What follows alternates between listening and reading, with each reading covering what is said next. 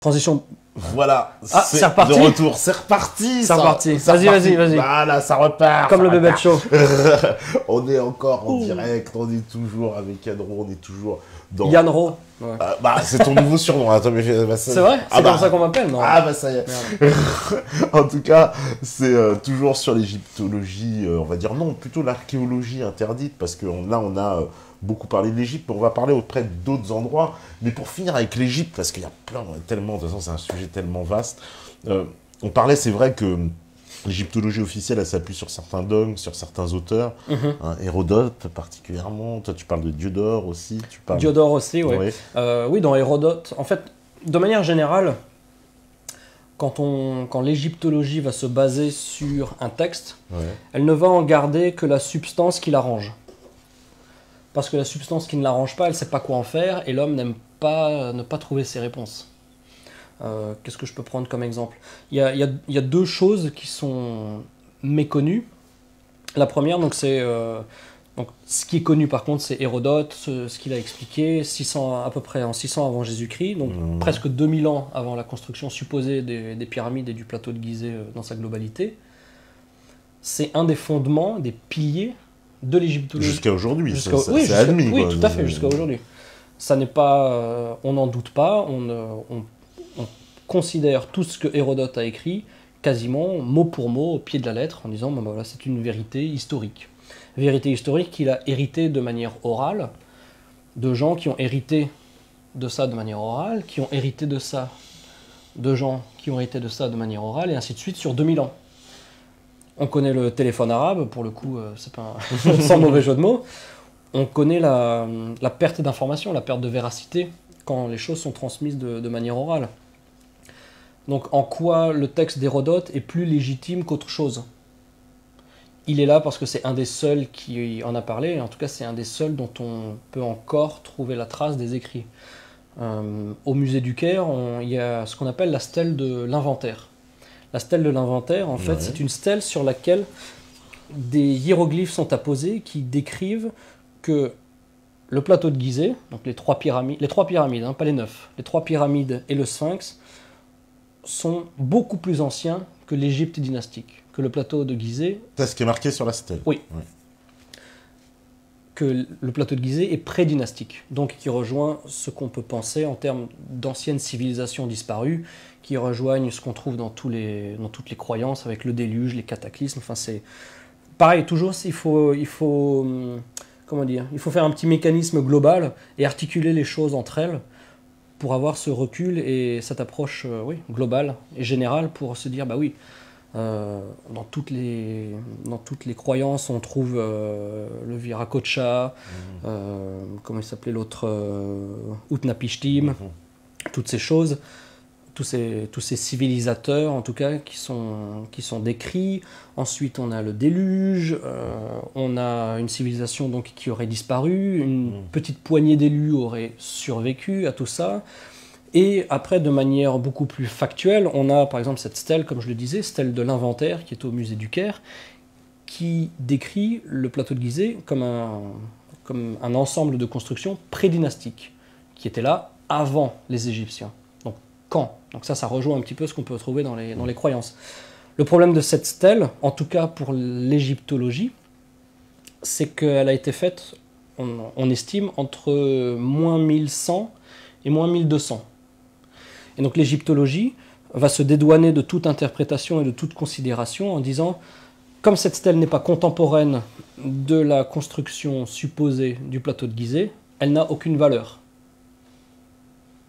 On a construit en moins 2500, qui sont ces gens en moins 1100 pour nous dire que ça a toujours été là? Donc c'est décrédibilisé et ça n'est pas validé.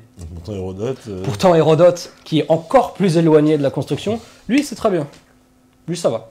Donc voilà, là on a de nouveau une incohérence, et comme je disais, quand ça ne rentre pas dans le moule, bon en fait c'est des conneries quoi. Parce que ça soulèverait trop de questions et ça n'amènerait pas de réponse. Alors qu'Hérodote, bon c'est très simple. Diodore aussi, c'est très simple. Mais qu'est-ce qui redoute le plus dans la révélation de cette archéologie? Voilà, qu'est-ce que redoute la science, on va dire, l'histoire moderne, à dire... Parce qu'à la limite, l'histoire, ce n'est que de l'histoire. On sait qu'on peut se tromper parce que, justement, la technologie avance, on sait qu'on peut revenir sur un truc, on dire, bah non, là, ça, c'était impossible parce que machin, etc. Pourquoi il y a cette chape de plomb? Pourquoi on veut pas... on nous dit c'est ça, et point, à la ligne, on veut pas en sortir. Je pense que c'est intrinsèquement lié à l'arrogance de l'homme moderne, tout simplement. D'être intimement persuadé et convaincu de manière immuable qu'on est le sommet de tout ce qui a pu exister sur la Terre. Animal, végétal, humain, néandertal, peu importe. On est le sommet de la pyramide de, entre guillemets, l'évolution. L'évolution, d'accord. Donc, par définition, il est inconcevable qu'il y a 1000 ans, on ait pu être plus évolué. Il est inconcevable qu'il y a 2000 ans, on ait pu être plus évolué. Il est inconcevable qu'il y a 10 000 ans, il y ait eu une civilisation plus évoluée, qui visiblement nous a laissé des choses qu'aujourd'hui on n'est pas capable de refaire. Donc par définition, elles étaient plus évoluées. Que ce soit technologiquement, spirituellement ou dans leur approche globale. En tout cas, ils étaient plus développés que nous parce qu'on n'est pas capable de refaire ces choses. Quand je dis plus développé, comme j'ai dit, hein, c'est pas nécessairement technologiquement, ça peut aussi être dans la manière dont ils appréhendent la vie, la spiritualité, la nature, enfin voilà. Donc ça, c'est inconcevable. Donc à partir de là, tout ce qui remet en cause ce darwinisme, qu'on est parti de rien et on est arrivé à des iPhones et des lives sur Internet. Voilà, si on sort de ce chantier, de ce sentier, ça veut dire que tout simplement c'est pas possible. Parce que c'est pas acceptable. Ça voudrait dire que quoi? Ça voudrait dire qu'il y avait des gens plus évolués que nous il y a 10 000 ans. C'est pas possible. Voilà, c'est tout simplement pour ça que... C'est pour ça que ce dogme-là, il est tellement... Parce que, clairement, l'histoire officielle, c'est quoi? C'est l'homme des cavernes, et puis après, voilà, hop, les civilisations qui apparaissent, on sait pas trop comment, finalement. On sait pas trop comment. C'est un peu la magie du Saint-Esprit. Voilà. Aussi, l'évolution qui est attribuée à, entre guillemets, la race humaine, ne répond pas des mêmes contraintes évolutives qu'on attribue à la faune et la flore.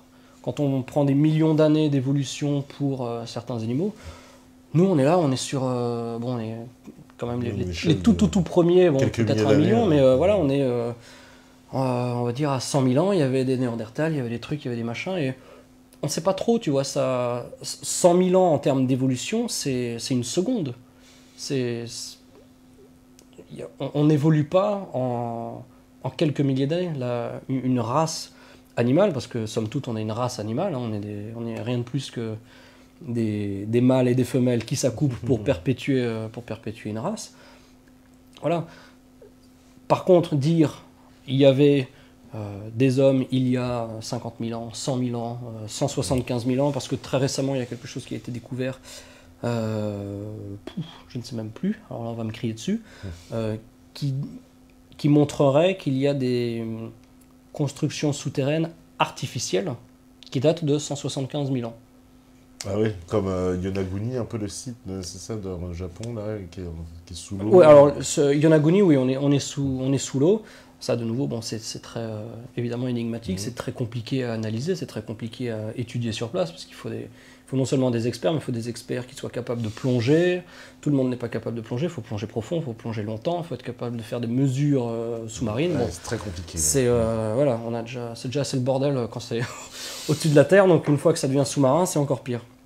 Mais voilà, tout ça pour dire que en moins 1100, on a une stèle qui dit, avec des hiéroglyphes, que c'est pré-dynastique, que c'est entre guillemets, ça a toujours été là. Ça, on le discrédite parce que ça nous arrange pas dans ce qu'on accepte en termes de chronologie dynastique pour l'Égypte. Par contre, Hérodote, qui est encore plus éloigné, bon bah lui, il n'y a aucun problème. Parce qu'il rentre dans le moule, donc ça va. Et tout ça, ça a été corroboré aussi par des découvertes qui ont été faites, enfin découvertes entre guillemets, par Howard Weiss, j'ai plus l'année, qui serait sorti de la Grande Pyramide avec des stèles sur lesquelles il y a des hiéroglyphes qui indiqueraient qu'elle a été construite par Khéops. Le seul problème de ces stèles, qui sont totalement dissociées de la stèle de l'inventaire dont je parlais avant, sur ces stèles, en fait, si on peut appeler ça la grammaire hiéroglyphique était absolument pas en phase avec la grammaire hiéroglyphique qu'on peut retrouver partout à travers l'Égypte. Pourtant, il a pu se targuer d'avoir découvert quelque chose que personne ne connaissait. J'ai la preuve que c'est Khéops. Pourtant, il y a énormément de... Et c'est ça jusqu'à aujourd'hui, c'est la... Oui, tout à fait, tout à fait. Il y a preuve. énormément de gens qui disent, qui n'y prêtent pas attention, parce qu'ils disent que justement, ces hiéroglyphes ne sont pas des vrais hiéroglyphes, c'est très probablement lui et son équipe qui les ont faits pour pouvoir, comme je disais, se targuer d'avoir fait une découverte grandiloquente et puis dire, bah voilà, on a la preuve que c'est Khéops. Alors que quand on analyse ces hiéroglyphes, ils sont mal faits, ils sont pas du tout dans la qualité des hiéroglyphes qu'on peut trouver ailleurs en Égypte, mais absolument pas sur le plateau de Gizeh. Sur le plateau de Gizeh, il n'y a pas de hiéroglyphes. Nulle part, dans aucune pyramide, nulle part. Pourquoi est-ce qu'on retrouverait des hiéroglyphes Oui, ça c'est uniques? intéressant, ça. Il n'y a pas de hiéroglyphes sur le plateau. Non, alors de les hiéroglyphes, on les trouve, on les trouve à Saqqara, on les trouve à Assouan, on les trouve à Abou Simbel, on les trouve à Edfou, à Komombo, Esna, Luxor, la vallée des rois, partout. Mais il y a un certain nombre de constructions, comme l'intégralité du plateau de Gizeh, comme les pyramides, la pyramide rhomboïdale et la pyramide rouge de Dachour. Ouais. Il n'y a pas de hiéroglyphes. Celles-là, elles sont moins connues. En plus, je crois qu'elles Oui. sont en photo. Elles sont moins connues, ces Là, pyramides. donc voilà. Donc pour les gens qui ont vu les petites boules avant, on est censé avoir fait tout ça Avec des les boules. petites boules. Avec les D'accord. petites boules. Là, c'est du granit, ça. Hein. Ça, c'est toujours du granit. C'est Ouais. toujours du granit. Granit rose d'Assouan, toujours la D'accord. même chose. Ouais. Voilà, pareil. Donc, Là, pareil. que sont ces traces? À la limite, on peut se dire, effectivement, on a construit cet obélisque en tapant dessus. Pas de problème. Mais alors, pourquoi est-ce qu'on a passé des heures et des heures? Parce qu'il faut des heures et des jours, et si ce n'est des mois, pour faire ces trous, qui sont des trous annexes, qui sont placés dans un endroit qui n'a rien à voir avec l'extraction et la construction de l'obélisque en elle-même. Donc pourquoi, s'il a fallu taper sur l'obélisque, il a aussi fallu taper là? Pourquoi taper un endroit qui ne sert à rien? Ouais, pour extraire en plus quoi, des petits bouts. Bah extraire quoi? On ne sait pas, parce que là c'est simplement de la... Voilà. Et donc, explique-moi, qu'est-ce que c'est que ça? Si je suis censé avoir fait déjà cet angle droit en tapant dessus avec mes boules de dolérite, qu'est-ce que c'est ça? Techniquement, c'est des erreurs, tu vois. On ne sait pas trop ce que ça peut être. Mais en tout cas, c'est là, et ça n'est pas le résultat de quelqu'un qui va taper avec une boule dessus. Difficile à imaginer. Tu vois, on reprend un petit peu le concept de la glace. C'est comme si c'était un petit peu malléable et qu'on avait simplement passer le doigt et juste gratter un peu, tu vois. Ouais, c'est ça. Gratter, parce qu'on voit le rebord de la matière qui s'est accumulée là où on a arrêté de gratter. Voilà. Là, on est au bord directement de l'obélisque. D'accord, ça Voilà. c'est le bord de l'obélisque qu'on voit ici. À là. gauche, voilà, c'est un des... Là, l'obélisque. Hein, Là, c'est l'obélisque. Donc déjà, sur l'obélisque, on voit ces petites vagues et ces boules. Ouais. Et à droite, on voit ce couloir technique, si on peut l'appeler un couloir technique, entre guillemets. On peut faire le tour de l'obélisque, hein, c'est ça Où on peut faire le tour, on peut descendre par sa base. On peut remonter, mais on ne peut pas faire le tour en haut de la pointe. D'accord. Mais on peut remonter en tout cas sur son corps principal, de part et d'autre. Ouais. Donc voilà, là on est toujours dedans. Donc on est plus dans la technique d'extraction qui nous est inconnue que dans... Effectivement, c'est étroit, hein, il n'y a pas tellement de place que tu Oui, disais parce tout à que si l'heure. tu veux taper avec de la force, t'as pas la place. Et ça rejoint un petit peu ce qu'on trouve aussi à Saqqara, où on a des cuves absolument phénoménales de granit, qui sont polies. Alors il y a quelques cuves de granit qui sont encore, comment dirais-je, brutes, qui n'ont pas été travaillées, qui n'ont pas été polies, elles ont simplement été grossièrement taillées et extraites, probablement avec les techniques dont je parlais avant, avec le bois, parce que ça, on sait le faire, on ne va pas le remettre en cause, il n'y a aucun problème. Par contre, ces cuves, elles sont placées dans elles sont déjà en souterrain. Donc, le site en lui-même, donc c'est à Saqqara, mais ça s'appelle le Sérapéum. J'ai pas assez de photos de qualité, mais donc ces cuves, elles sont d'une licicitude, ça se dit licicitude? Licicitude, non. Licicitude, Allez, c'est un néologisme, on va admettre. Bah, alors trouve-moi un meilleur mot. Le fait d'être lisse. Un lissage, je sais pas, non. Le lissage. Le lissage, je crois que c'est ça. Le lissage. Le lissage, c'est le fait d'être lissé. Ah, le fait d'être lissé. L'adjectif d'être lissé. Bah, lisse. Substantif, comme disait comment il s'appelait Laurent Bromède à Pyramide. Substantif. Donc oui, elles sont là, et c'est lisse comme de la vitre. C'est du granit, ça brille, les angles sont complètement parfaits. Pourtant, il y a certains endroits sur ces cuves où on a des renfoncements, un peu comme on trouve à Assouan, comme si c'était mou, et puis que quelqu'un s'est... Tu sais, comme quand tu mets ton pied dans du béton qui vient d'être coulé. Ouais. Là, c'est comme si quelqu'un avait mis ses fesses ou quelque chose, et boum, on a un petit renfoncement comme ça, en cercle. Mais, je veux dire, c'est du granit. D'où sort ce renfoncement? Pourquoi il est aussi lisse? Pourquoi est-ce qu'il est travaillé?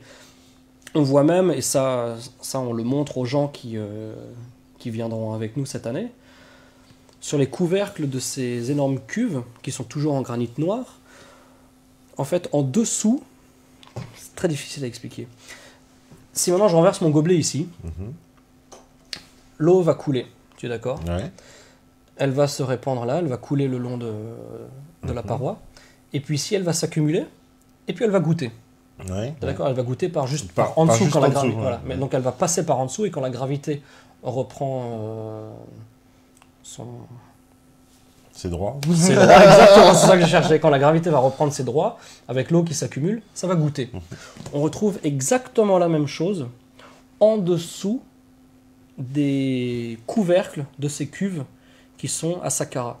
C'est-à-dire qu'on a un petit liseré très inégal en dessous, qui pourrait tout à fait correspondre à un liquide qui a été appliqué, qui a coulé, et puis comme ici, il s'est accumulé et ensuite il a coulé. C'est pour ça que partout c'est d'une perfection éblouissante, sauf qu'en dessous on voit quelque chose qui est strictement un liquide qui a coulé, qui a été versé et ensuite qui a goûté. Ça je ne l'explique pas non plus. Qu'est-ce que c'était comme alliage? C'était pas forcément quelque chose d'exceptionnel ou d'inconnu, ça peut très bien être des matériaux qu'ils avaient à l'époque. Mais en tout cas, toujours est-il qu'ils avaient des techniques de lissage qui font que plusieurs milliers d'années plus tard, au moins 5, peut-être 10, peut-être 50, on ne sait pas, c'est totalement intact. Tu fais ça aujourd'hui, si ça n'est pas entretenu, dans 500 ans, c'est plus là, tu vois. Le granit, ça rend quasiment éternel, c'est ça que tu veux dire. En tout cas, leur travail du granit. Leur travail du granit, oui. Leur travail du granit est éternel. Et ça, on l'a vu aussi à Luxor, où on est ébloui par certaines statues qui nous reflètent le soleil dans les yeux. On est des milliers et des milliers d'années, on est au moins 4500 ans plus tard, on est peut-être 50 000 ans plus tard, on est peut-être 30 000 ans plus tard. Mais il y a certaines statues, tu ne peux pas les regarder parce que tu as le reflet du soleil et ça t'éblouit.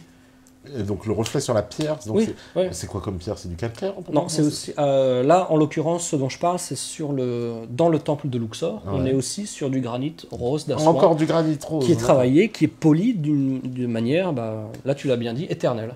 Et c'est alors les fameuses statues, justement, les pieds de Ramsès, donc c'est ça qui font partie d'une statue géante. Ah, le Remasseum, ouais. C'est probablement la plus grande statue monolithique jamais construite par l'homme. Plus grande que les colosses de même nom. Plus grande que les colosses de même nom. Ouais. Plus grande que les colosses de même nom. Peut-être que tu as une photo ou deux. Il faudrait qu'on voit. Donc je pense que les gens, là on est dans Assouan, donc je pense que les gens maintenant ils ont un peu capté le problème. C'est pas dans cette partie-là, donc peut-être. Non, ça va être dans Luxor. Dans Luxor, alors attends, on va aller voir. Remasseum, voilà, tout en bas. Voilà. Yes. Voilà. Voilà. Donc voilà, ça c'est ma femme qui se trouve au-dessus de l'épaule de la statue. Ah d'accord, là elle est au-dessous de l'épaule de la statue, voilà. D'accord, ça nous donne un peu la Donc dimension. à gauche on a la tête, ensuite on a ma femme dans le creux de l'épaule, ensuite on a ce qu'on appelle la coiffe des rotateurs en anatomie, et puis on a le début du bras. Voilà. Les hiéroglyphes, c'est très intéressant aussi d'analyser la manière dont sont faits les hiéroglyphes parce que ça permet de donner une meilleure compréhension et dimension historique, en tout cas à la chronologie dans laquelle s'inscrivent les différentes constructions. Je m'explique. Là, donc on est au Remasseum, c'est une statue qui, le poids estimé, on ne peut pas vraiment savoir, 1200, 1500, 1600 tonnes. Peu importe, c'est déjà gigantesque. Peut-être qu'après, sur d'autres photos, on verra mieux les hiéroglyphes, mais les hiéroglyphes, ils sont faits, on a l'impression que c'est des gâteaux de Noël, tu vois. où on a notre petite forme de sapin ou d'étoile. On a un parterre de pâtes. On va dedans. Et c'est d'une perfection exceptionnelle.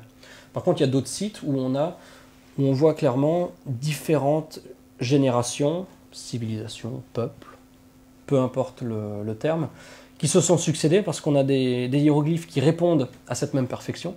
On a d'autres hiéroglyphes qui sont moins parfaits. On a d'autres hiéroglyphes qui sont carrément pourris. Par exemple, le Sérapéum, donc ces grandes cuves de granit. Avant, je faisais le lien d'ailleurs avec les cuves de Abu Ghorab, qui étaient toutes censées avoir recueilli du sang ou des taureaux, ou voilà, pour le dieu Apis. Au même titre que toutes les pyramides construites en tant que tombes, mais qui n'ont jamais été des tombes,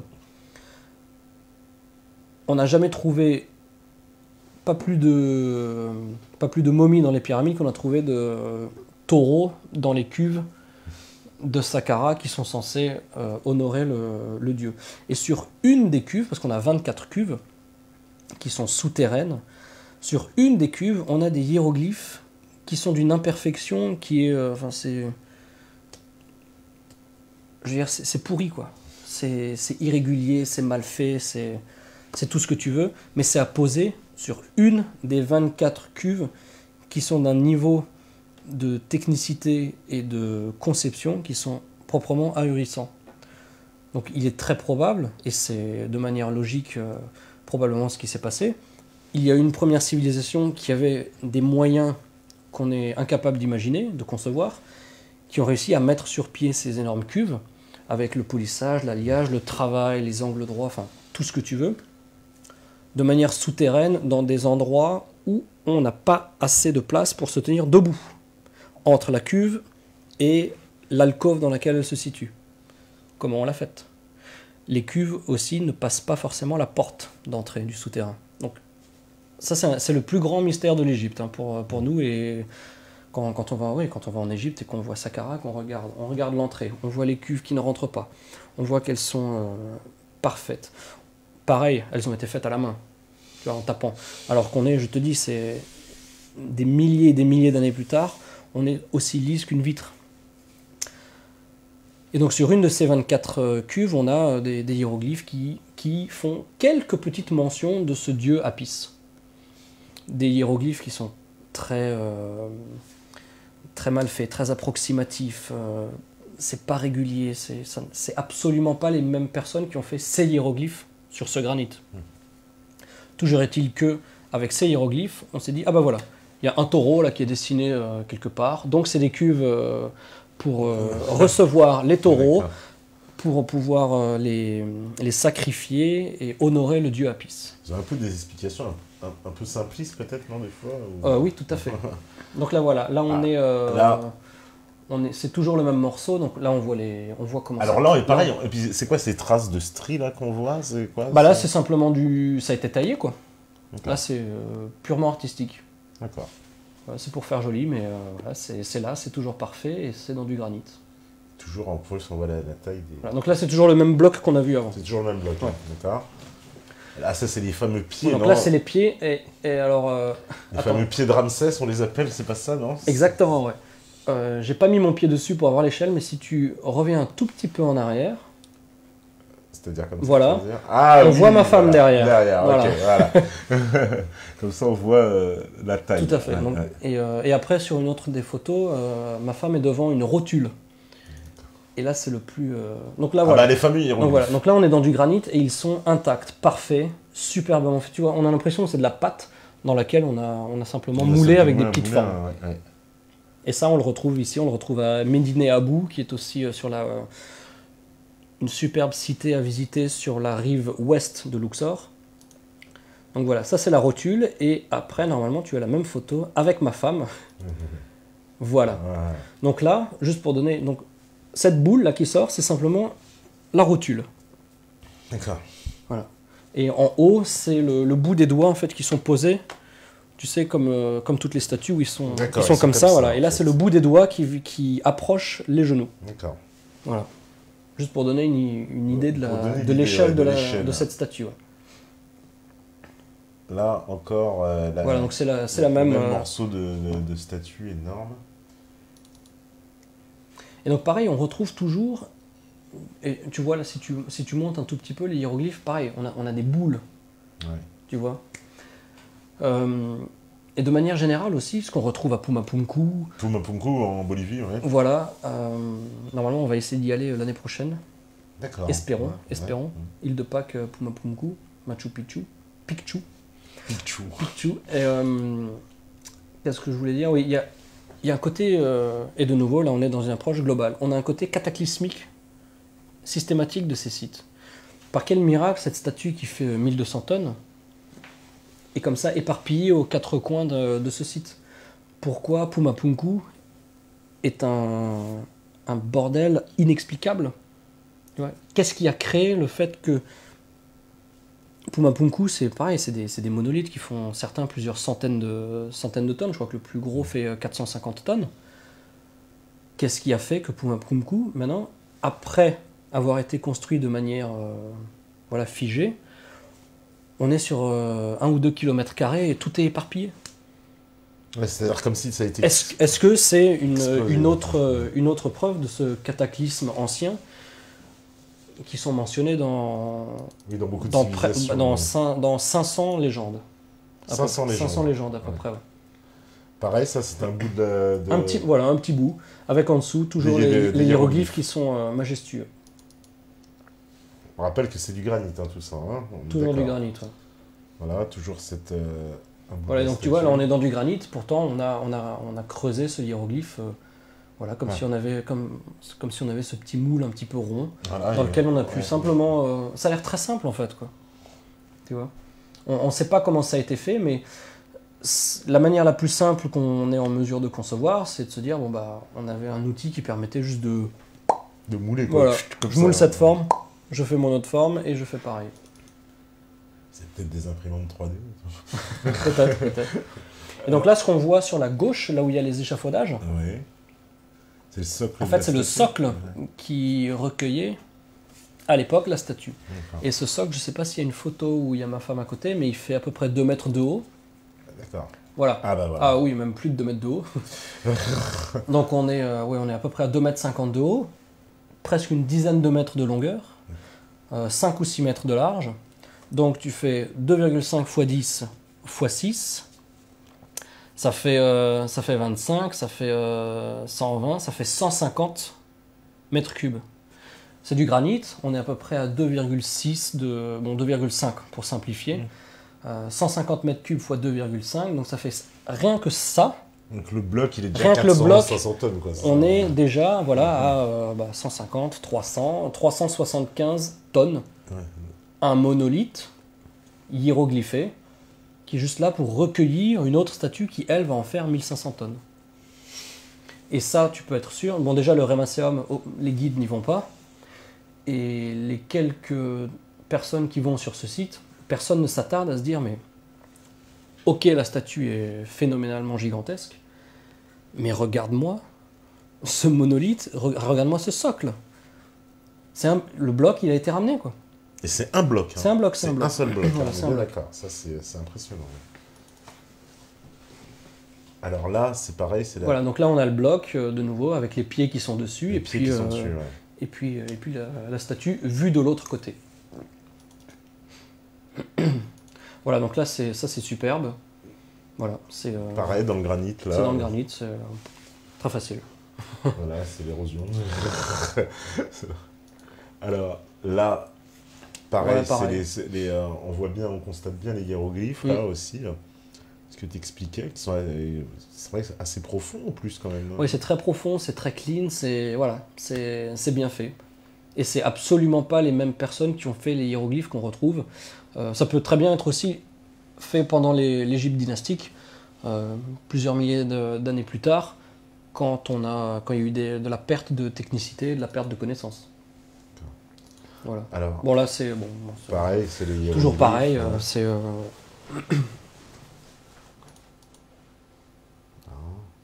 Toujours pareil, tu nous montres les hiéroglyphes. c'est toi qui les montres. Hein.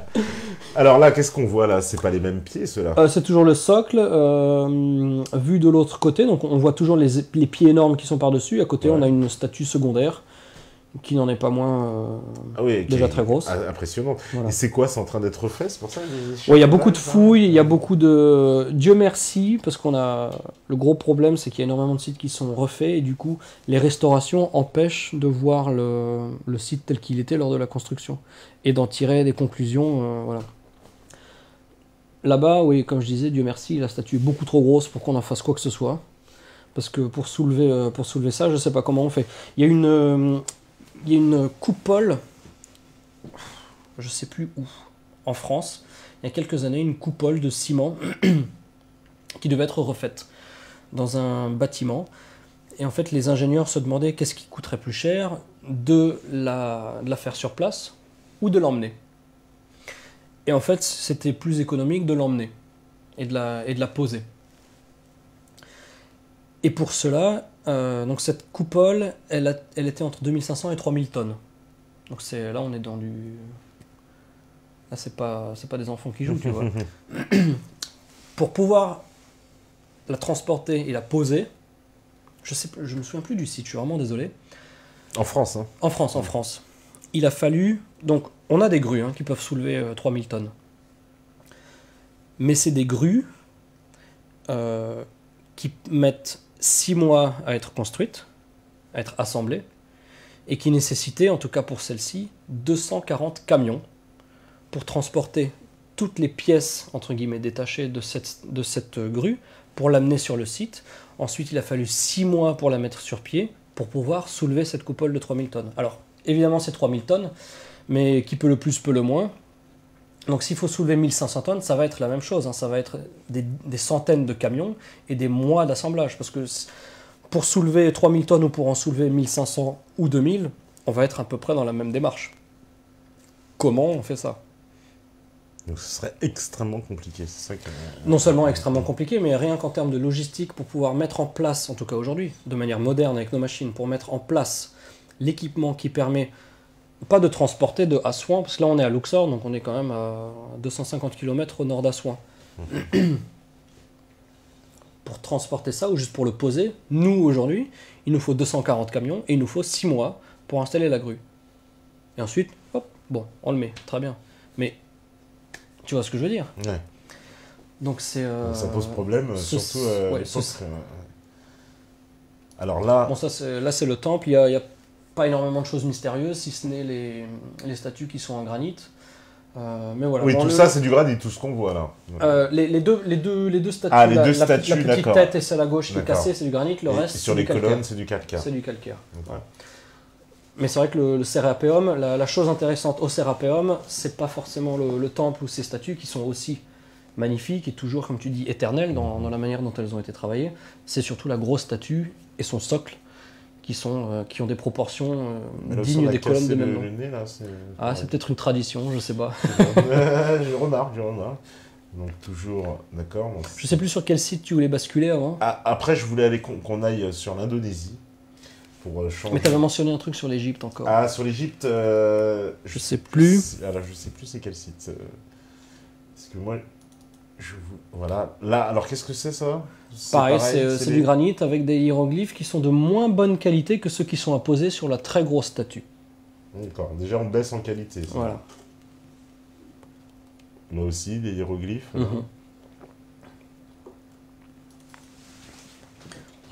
il faut aussi savoir qu'au sein même de l'égyptologie académique, les symboles hiéroglyphiques, donc par définition qui sont des symboles donc ouverts à la... Ah non, je crois que tu voulais aller à Dachour. Dachour, voilà. Alors, je sais pas si on les a. Mais je sais pas si ils sont dans le... Ah si, Bent. Ça c'est la pyramide rhomboïdale. Voilà. Ah, alors celle-là, elle n'est pas très connue, cette pyramide. La pyramide rhomboïdale. Donc, chronologiquement, qu'est-ce qu'on nous dit? On nous dit que la plus ancienne pyramide d'Égypte, c'était la pyramide à degrés de Djoser à Saqqara. Oui. Qui a été faite par l'architecte Imhotep. On nous dit que ensuite, c'est Dachour qui a été construit par Snéfrou, qui, alors lui, encore plus fou que les autres, il s'est fait 2 pyramides hein, pour s'enterrer. Donc déjà, je sais pas pourquoi. Bon. Parce qu'on part du postulat que les pyramides sont des tombes, voilà. Donc bon, peu importe. Donc Snéfrou se serait fait 2 pyramides, la pyramide rouge et la pyramide qu'on voit à l'écran, la pyramide rhomboïdale, dont il a commencé la construction et puis il s'est dit oh non finalement c'est un peu trop pentu, on va voilà. Ah d'accord, on va changer. Elle a une forme un peu bizarre. Voilà. D'accord, ok. Ça c'est l'explication de l'égyptologie. On a commencé et puis on s'est dit bon c'est un petit peu trop raide, on va réduire et voilà. On va faire une plus petite quoi. Voilà, et ça tient. Sur la pyramide rhomboïdale, c'est là où on a les plus beaux restes de parements de toutes les pyramides d'Égypte. C'est vraiment exceptionnel parce que même quand on est devant à quelques mètres, on a l'impression que c'est une vitre quoi. On voit pas les liens. Voilà. Donc il y a Snéfrou, voilà, Snéfrou qui se serait fait ces 2 pyramides. Elle est grande quand même. Oui, elle est très grande aussi. Ouais, bien sûr. Bah, on a un garde avec un fusil qui nous a suivis. On était seuls hein, sur le site. Un garde, un militaire qui nous a suivis avec un fusil pour notre, pas pour nous emmerder, hein, pour notre sécurité. Voilà. Donc oui, je reprends simplement la chronologie. Donc on a Snéfrou qui a fait Dachour. Ensuite, son fils Khéops a fait la pyramide de Khéops. Le frère de Khéops, Képhren, a fait la pyramide de Képhren et le Sphinx à son effigie. Et ensuite, le fils de Képhren, Mykérinos, a fait la 3e pyramide. Ça, c'est la chronologie acceptée et enseignée. La version officielle, comme on dit. La version officielle, voilà. Donc là, c'est les fameux parements là, que voilà, dont tu parles. Ils sont encore... ils sont là, quoi, ils sont intacts. On voit bien l'arête... tu vois, là, on voit très bien l'arête, à quel point elle est acérée, si je puis dire. D'ailleurs, on ne sait pas, parce qu'il y a très peu de fouilles qui sont encore faites, il y a très peu de public qui va sur ces sites. On peut rentrer dans cette pyramide-là, dans celle-là? Celle-ci, est-ce qu'on peut rentrer? Non, on est rentré dans la pyramide rouge de Dachour. Mais par contre, on n'est pas capable de savoir sur combien de mètres encore continue la pyramide sous le sable. Parce que si on enlève le sable du Sahara aujourd'hui, je pense que... Ah, il y aura encore je pense qu'on des devient choses fou de voir derrière, en dessous, d'accord. C'est-à-dire qu'en fait, là, tu voudrais dire qu'elle pourrait être plus grande que ce qu'on pense, en fait. Oui. Donc oui, cette pyramide rhomboïdale et la pyramide rouge de Dachour, elles sont aussi au programme des voyages qu'on organise et qu'on va revisiter au mois de septembre. D'accord. Et l'intérieur de la pyramide rouge de Dachour est aussi exceptionnel parce qu'on a des incohérences absolues en termes d'architecture et de mise en place de monolithes de granit. Là, voilà, on a ces petites encoches dans lesquelles on mettait alors soit du bois, soit des alliages de métaux pour que les blocs puissent rester soudés les uns aux autres, pour que ça ne bouge pas. D'accord, les petites encoches qu'on voit ici. Voilà. Toujours est-il que le contenu des encoches a disparu et la pyramide n'a pas bougé d'un pouce. Voilà. Tout au fond, on voit la 3e pyramide de Dachour, mais qui est très... elle tombe en morceaux. Elle tombe en morceaux et elle est censée être, et en tout cas elle est, beaucoup plus contemporaine que les 2 autres. D'accord. Parce que comme d'habitude, il est très probable qu'une civilisation ait hérité de ce site, avec la pyramide rouge et la pyramide rhomboïdale, et s'est dit, bon bah on va quand même essayer de les imiter, on va pas on n'est pas en reste. Et ils ont fait cette pyramide, voilà, elle est en ruine, parce que il n'y avait pas la technologie, quelle que soit la technologie employée, il n'y avait pas la connaissance, il n'y avait pas la maîtrise de la structure. Et voilà, et puis aussi en termes de matériaux utilisés, là on est sur à chaque fois des gros blocs de calcaire. Sur la 3e pyramide dont le nom m'échappe, qui tombe en ruine, on est plutôt sur de la brique. La brique, oui. Donc pareil, toujours plus c'est récent, moins il y a de qualité, plus ça se casse la gueule, quoi. Là pareil, on voit bien le parement. Et alors, ce qui est très étrange, tu vois, c'est que quand on est dans la pyramide, les blocs n'ont pas de forme définie. Il n'y a que les blocs du parement qui sont vraiment pile taillés dans la forme qu'on veut leur donner. Et il n'y a pas que cette pyramide, il y a aussi la pyramide de Mykérinos. Voilà, donc là il faut faire un petit peu de voiture pour aller dans le désert, voir cette pyramide. Il y a aussi la pyramide de Mykérinos, la plus petite de Gizeh, qui a la base de son parement, qui reprend ce qu'on retrouve au Pérou en termes de travail du granit. comment c'est possible. On trouve ça que à ces 2 endroits dans le monde, avec les mêmes boules, les mêmes... c'est incompréhensible. Voilà, toujours pareil. Toujours pareil. Cette pyramide. Elle est vraiment moins connue, celle-là. Oui, c'est vrai que de manière générale, l'Égypte, c'est Luxor, Abou Simbel, bon, Gizeh, Luxor, Abou Simbel, un peu Assouan, mais au sud de Gizeh, il y a très peu de touristes. Et quand bien même les tours opérateurs organisent des voyages, nous on les a vus, hein, les cars, Ouais. ils arrivent à Gizeh, ils restent 1 heure, 1 heure et demie, ils vont faire la Grande Pyramide, ils vont faire le Sphinx.